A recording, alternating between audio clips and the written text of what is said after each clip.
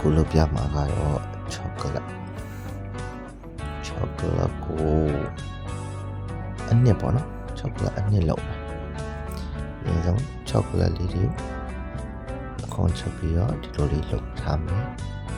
ပြီးတော့ကျွန်တော်ပထမနီးစမ်းကြည့်တာပေါ့နော်ရေနွေးထဲမှာထည့်ပြီးတော့ဟောရေနွေးငွေးနဲ့အရေးဖြော်တာပေါ့အစမပြေဘူးအစမပြေတော့ကျွန်တော် microwave နဲ့ထပ်ပြီးတော့